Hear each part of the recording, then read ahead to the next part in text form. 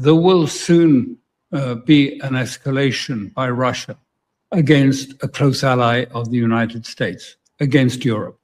And this is, I believe, going to come sooner or later because the Europeans insist on that they have been encouraged and have the backing of the United States to build, construct, design longer and longer range cruise missiles and drones to attack deeper into Russia and to attack things that are completely unrelated to the war effort. These attacks on the Wildberries warehouses. Wildberries is like Amazon. What would you say if, the Russia started attacking Amazon warehouses? You'd say, what the hell is all this about? And that's a question that needs to be asked. So, what is the aim of this war for America that they say they're going to win? Well, we know, because it's the same aim that's been there for nearly 200 years, to break up Russia, to partition it into its separate component parts, and to steal its resources. We've seen it happen 3 times now that this war has been waged on Russia. The German war was one about empire too, expanding its empire. It was envious of Britain. Britain had India and all the resources of the East, which it plundered and made itself rich.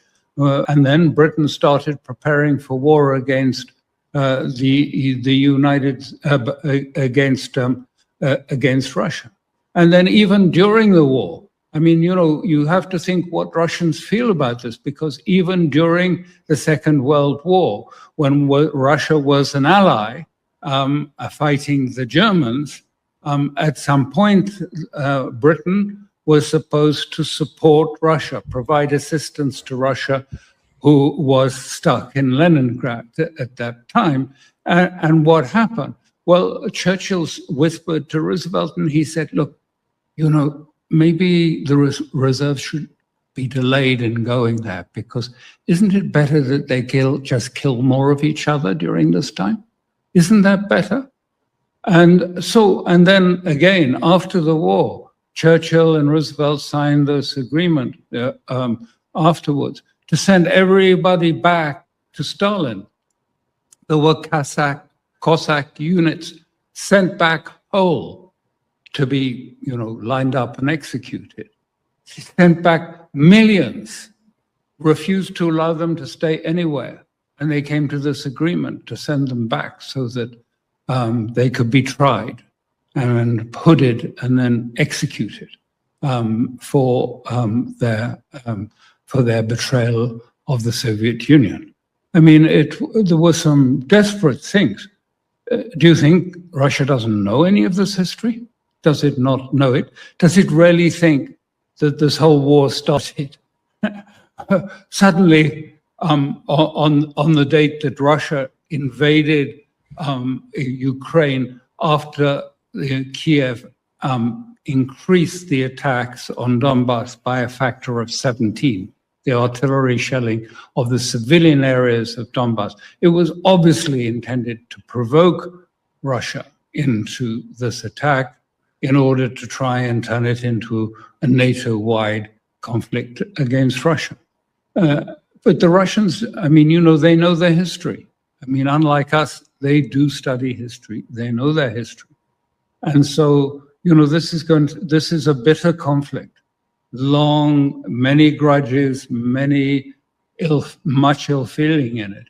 But someone has to sit down. In my view, the first step was actually the JFK took before he was assassinated.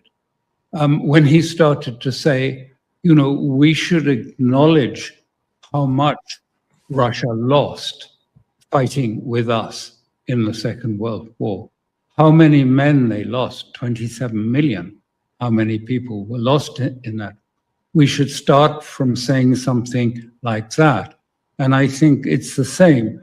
There has to be some sort of acknowledgement of the realities of what it is, not this sort of crude, childish, simply sort of reducing everything to, without any context, to decontextualize, well, oh, Russia just, came into Putin's head that he wanted to be an emperor again, and so he took part of Ukraine.